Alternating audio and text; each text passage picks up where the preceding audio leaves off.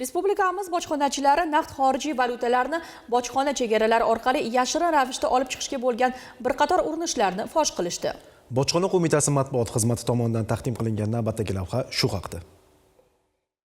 O'zbekiston Respublikasining valyutani tartibga solish to'g'risidagi qonuniga muvofiq, Bojxona qo'mitasi O'zbekiston Respublikasida valyutani nazorat qiluvchi organlardan biri hisoblanadi. Amaldagi qonunchilikka muvofiq jismoniy shaxslarga ekvivalenti 100 million so'mga teng yoki undan oshmaydigan miqdordagi naqd valyuta mablag'larini O'zbekiston Respublikasidan tashqariga bojxona nazorati qoidalariga rioya etgan holda cheklovlarsiz olib chiqishlariga ruxsat etiladi. Ammo ayrim shaxslar tomonidan turli nayranglarni qo'llagan holda yurtimizdan naqd xorijiy valyutalarni noqonuniy tarzda olib chiqishga bo'lgan urinishlar kuzatilmoqda va bunga respublikamiz bojxonachilari tomonidan o'z vaqtida chek qo'yilmoqda. Toshkent xalqaro aeroporti chegara bojxona posti xodimlari tomonidan Toshkent-Urumchi yo'nalishi bo'yicha uchib ketayotgan xorij fuqarosining qo'l sumkasi aviatsiya xavfsizligi xizmati xodimlari bilan hamkorlikda belgilangan tartibda ko'zdan kechirilganida ushbu shaxs yo'lovchi bojxona deklaratsiyasida ko'rsatmasdan 77.300 AQSh dollarini olib chiqmoqchi bo'lgani fosh qilindi. Toshkent viloyati bojxona boshqarmasining Bekobod avto chegara bojxona postida esa yurtimizdan chiqib ketayotgan 3 nafar fuqaro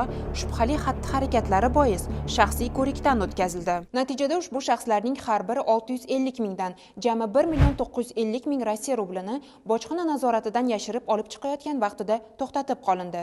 Navbatdagi holat Toshkent viloyati bojxona boshqarmasining Farhod chegara bojxona postida aniqlandi. Mazkur post orqali chiqib ketayotgan yo'lovchilardan biri qo'l sumkasida bojxona xodimlarining og'zaki so'rovida va bojxona deklaratsiyasida qayd etmasdan turib 630 ming Rossiya rublini olib chiqayotgan vaqtida to'xtatib qolindi. Andijon viloyati bojxona boshqarmasining Do'stlik chegara bojxona postida naqd xorijiy valyutalarni bojxona nazoratidan yashirincha olib o'tish uchun yo'lovchilardan biri o'ziga xos nayrangga qo'l urdi.